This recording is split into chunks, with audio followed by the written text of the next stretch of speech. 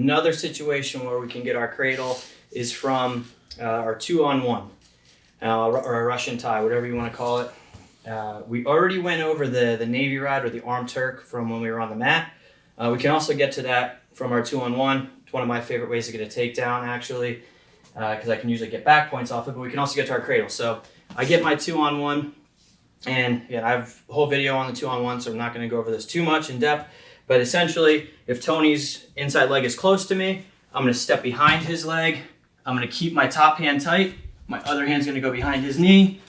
We're going to pull him back to this position, and most of the time, I'm keeping his leg elevated. I'm keeping this, and we're just holding tight here to get our back points while he fights, and then we eventually let him down to his stomach after we got our takedown in our backs.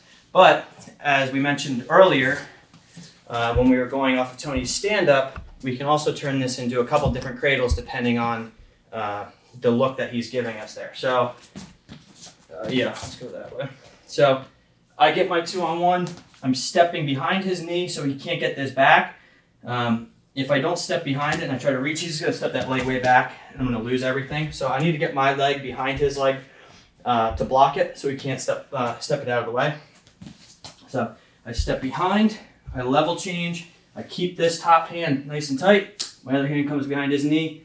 I'm pulling back with this. I'm using my head. Everything's kind of, we're driving through him, but I'm pulling back with my arms. So my leg is driving through.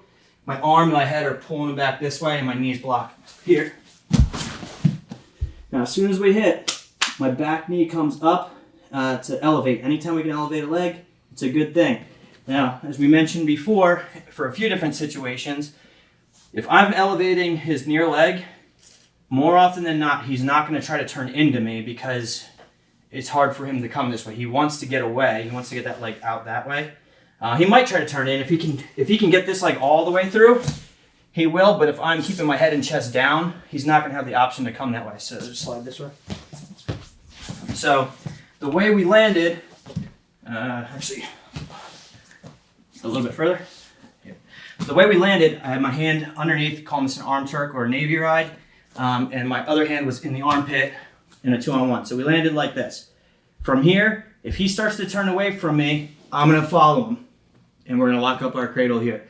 I need to follow his head. I'm following which way his head goes. If I see his head starting to turn that way, I'm going to take him that way. It's nice and easy to do that. If he's trying to turn into me here, I'm going to follow his head this way. The major difference is I need to recognize which way my hand has to grip. So I landed here.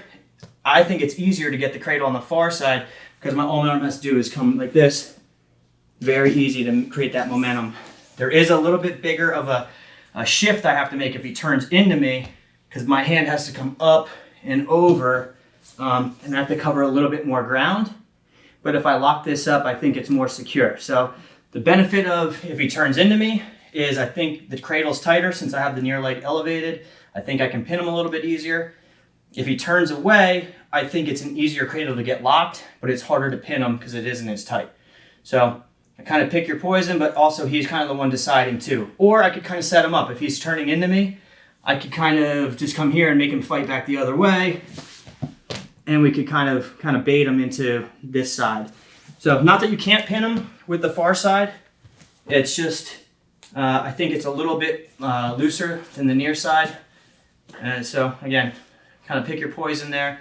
They're both very effective. The key is recognizing that off of this Navy ride. And again, this is kind of review because we went over it from the top position, but just to recognize that we can do this from the 2-on-1 on our feet. So I get my 2-on-1, I step behind, hand behind here, top hand's pulling back, my outside leg is driving forward, I'm blocking with the knee, and I'm using my head here, immediately stepping up, elevating his leg here. And then again, if he turns away, being ready to lock this cradle.